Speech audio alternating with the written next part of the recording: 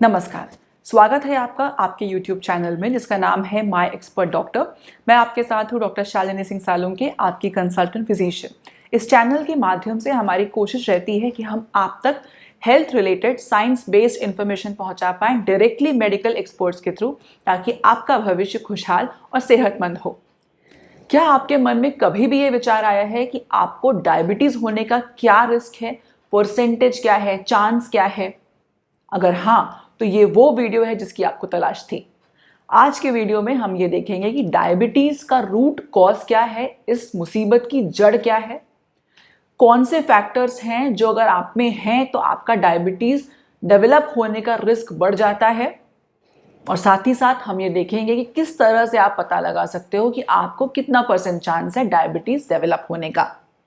तो आइए आज का वीडियो बिना किसी देरी के शुरू करते हैं। केवल एक छोटी सी रिक्वेस्ट है आपसे कि इस वीडियो को अंत तक देखिए, बिना इसको बीच में पॉज या स्किप किए हुए, ताकि आपको अच्छे से समझ में आ सके कि डायबिटीज एक्चुअली प्रॉब्लम क्या है। एक बार आप प्रॉब्लम समझ जाओगे ना, आप सोल्यूशन अपने आप ही ढूंढ लोगे, आपको डॉक्टर की भी जरूरत नहीं पड़ेगी। इसीलिए प्रॉब्लम समझना बहुत जरूरी है। तो आइए शुरू करते हैं। तो आइए कुछ डेटाज और फैक्ट्स की बात करते हैं डायबिटीज से रिलेटेड। तो विश्व भर में करीब 537 मिलियन एडल्ट्स हैं जो डायबिटीज के साथ जी रहे हैं। मतलब हर 10 में से एक आदमी इस दुनिया में ऐसा है जो डायबिटीज से जूझ रहा है। साथ ही साथ प्रेडिक्शन किया जाता है या जा रहा है कि 2030 तक ये संख्या बढ़ के 643 मिलियन हो जाएगी और 2045 तक अराउंड 783 मिलियन हो जाएगी, जो बहुत बड़ा अमाउंट है। इंडिया में देखा जाए तो अराउंड 77 मिलियन लोग हैं जो डायबिटीज से जूझ रहे हैं, जो कि इस देश की आबादी का 10 to 14% है। प्रेडिक्शन ये है कि 2045 तक ये संख्या बढ़ के 134 मिलियन हो जाएगी। और एक बहुत इंटरेस्टिंग बात यह है कि करीब पूरे विश्व भर में करीब 20 से 30% एडल्ट्स ऐसे हैं जिनको पता भी नहीं है, और हो सकता है वो प्री डायबिटीज की स्टेट में हो, जो कभी ना कभी डायबिटीज में कन्वर्ट हो सकती है। तो डायबिटीज इस दुनिया के हर कोने में घर बना रहा है, और ये बहुत बड़ी विपदा बनने वाली है अगर हमने इसको तरीके से समझ के इसके सॉल्यूशन के बारे में सोचना शुरू ना किया तो। अब डायबिटीज क्या होती है? अगर एक शब्द में आपसे, एक लाइन में आपसे पूछा जाए कि डायबिटीज क्या है, तो कोई भी आपको ये बोलेगा कि कार्बोहाइड्रेट या ग्लूकोज, शुगर जिसको हम आम भाषा में बोलते हैं, उसका मेटाबॉलिज्म जब गड़बड़ा जाता है तो उसको डायबिटीज कहते हैं। बट क्या इतना सा समझ लेना काफी है? ये तो एक आइसबर्ग होता है जिसकी पानी की सतह के ऊपर एक छोटा सा हिस्सा होता है और सतह के नीचे एक बड़ा हिस्सा। आप सबने टाइटैनिक मूवी में तो इसके बारे में देखा ही होगा। डायबिटीज एकदम वैसा ही है। अगर इस एक लाइन से आप डायबिटीज समझने की कोशिश करोगे तो सतह के नीचे जो बड़ा सा आइसबर्ग है वो आपसे मिस हो जाएगा।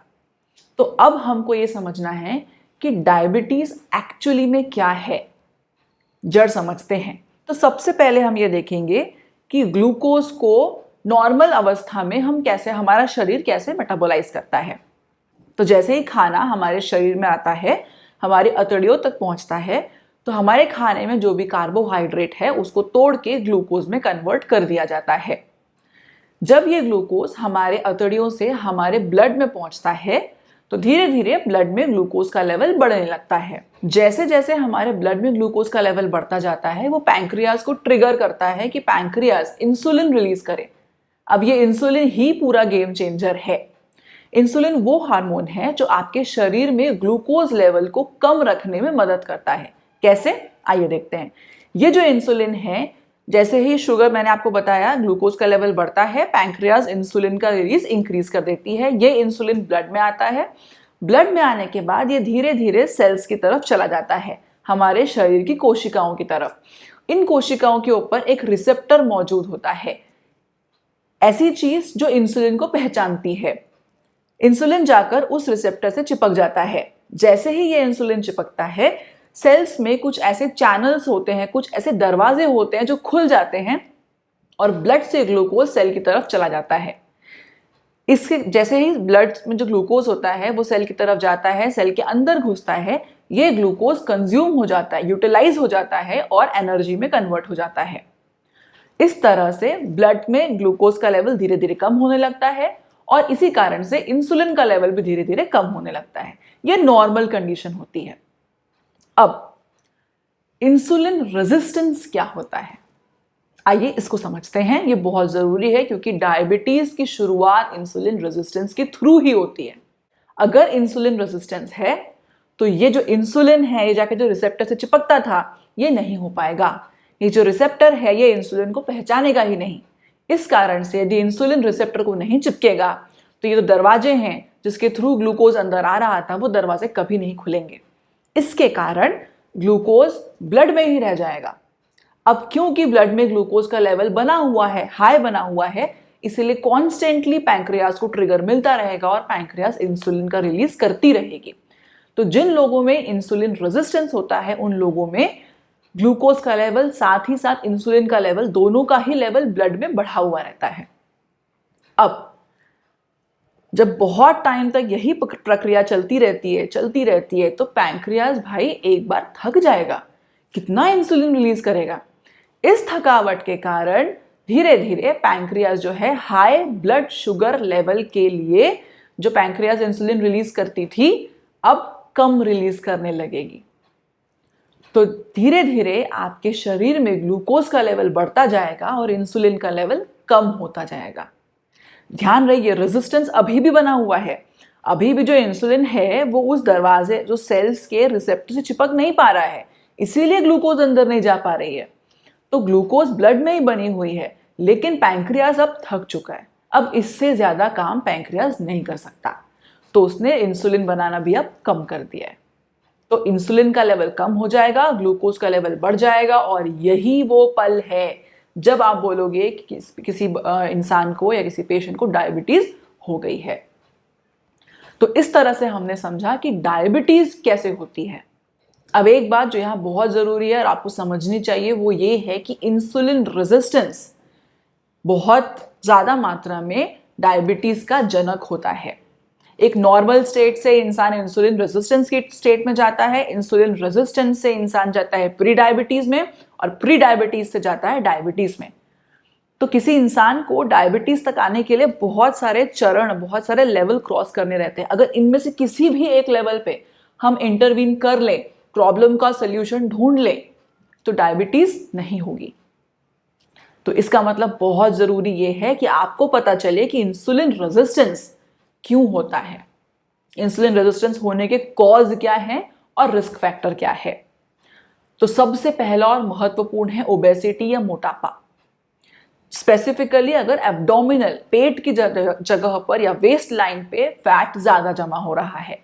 दूसरा होता है इनएक्टिव लाइफस्टाइल, अगर एक्सरसाइज नहीं हो रही है बराबर से, हम एक सेडेंटरी लाइफस्टाइल जी रहे हैं तो वो भी ट्रिगर करता है इंसुलिन रेजिस्टेंस को।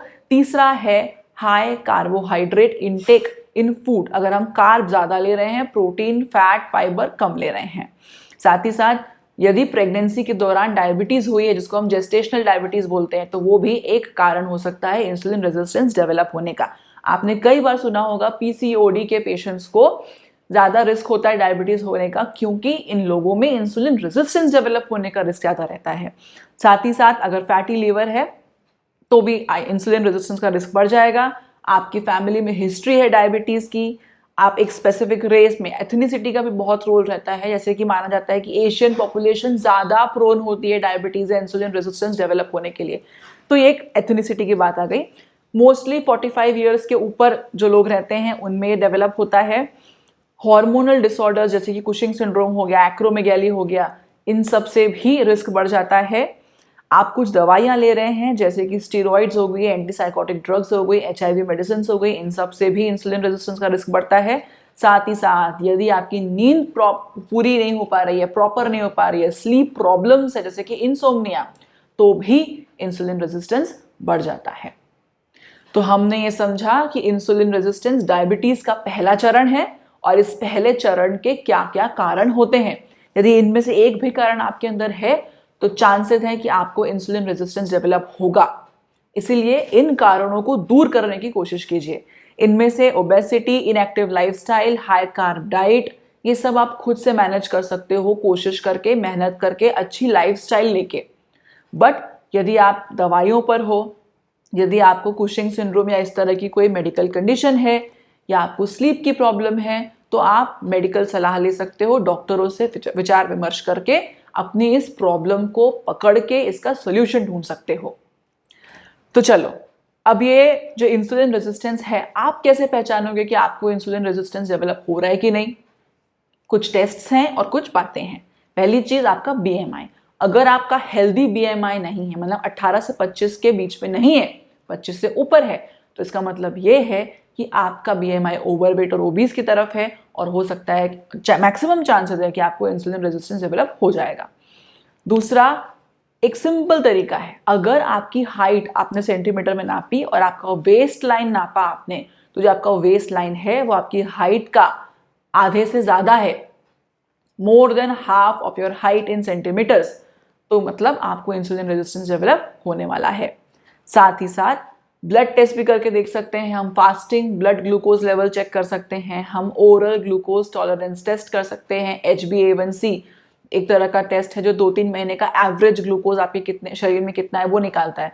इस तरह के हम ब्लड टेस्ट से भी पता लगा सकते हैं कि इंसुलिन रेजिस्टेंस या प्री डायबिटीज की कंडीशन आप में आई है कि नहीं। मेरी आपको सजेशन ये रहेगी कि यदि आप इंसुलिन रेजिस्टेंस के रिस्क फैक्टर्स में से किसी एक कैटेगरी में भी आ रहे हो, तो आप हर 6 महीने में एक बार ये ब्लड टेस्ट करवा लीजिए, ताकि आपको जल्द से जल्द पता लग पाए कि आप प्री डायबिटिक कंडीशन में आने वाले हो।